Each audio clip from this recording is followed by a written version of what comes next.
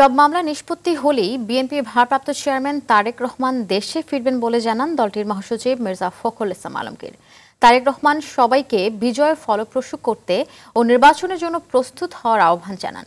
এদিকে প্রতিবেশী কোনো দেশ যদি বাংলাদেশ দখলে পরিকল্পনা করে তবে তারা বোকার স্বর্গে বাস করছে বলে মন্তব্য করেন বিএনপির স্থায়ী কমিটির সদস্য হাফিজ উদ্দিন আহমেদ বীর বিক্রম। দেখুন সাদিয়া কানিসের রিপোর্ট। লন্ডন সফর শেষে বৃহস্পতিবার দুপুরে দেশে ফেরেন বিএনপি মহাসচিব মির্জা ফখরুল ইসলাম আলমগীর। শাহজালাল আন্তর্জাতিক বিমানবন্দরে তিনি জানান, সব মামলা নিষ্পত্তি হলেই বিএনপির ভারপ্রাপ্ত চেয়ারম্যান তারেক রহমান দেশে ফিরবেন।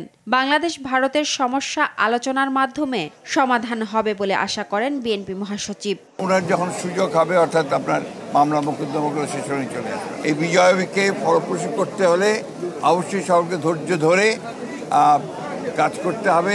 পতিত সরকারের পৃষ্ঠপোষক ভারত ও তাদের গণমাধ্যমের মিথ্যাচারের প্রতিবাদে আলোচনা ও বিক্ষোভ মিছিলের আয়োজন করে বাংলাদেশ জাতীয়তাবাদী মুক্তিযোদ্ধা দল। দেশ ধ্বংসের কারিগর শেখ হাসিনাকে আশ্রয় দেয়ায় ভারত সরকারের সমালোচনা করেন হাফিজ উদ্দিন। প্রতিবেশী রাষ্ট্রকে তারা বিষিয়ে তুলেছে, কারণ তারা এই যে দাদাগিরি করে প্রতিবেশীকে দাবিয়ে রাখতে চায়, এটি একবিংশ শতাব্দী মানুষ তো গ্রহণ করবে না। বাংলাদেশ তো মোটেই না যারা যুদ্ধ করে স্বাধীন হয়েছে। অপর অনুষ্ঠানে বিএনপির স্থায়ী কমিটির সদস্য নজরুল ইসলাম খান বলেন, আওয়ামী লীগ দেশকে ধ্বংস করে দিয়েছে। এই দেশটাকে তো নিঃস্ব করে দেওয়া হয়েছে।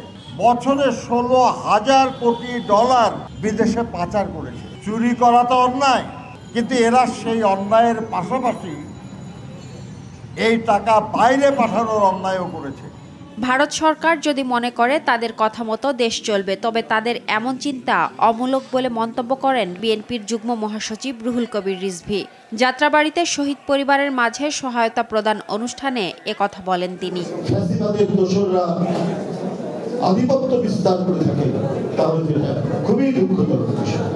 রাজনৈতিক দলগুলো সরকারের সমালোচনা করবে, এটাই গণতন্ত্রের সৌন্দর্য। সমালোচনা করা মানেই সরকারকে ব্যর্থ করা নয় বলেও মন্তব্য করেন রিজভী। সাদিয়া কানিজ, RTV, ঢাকা।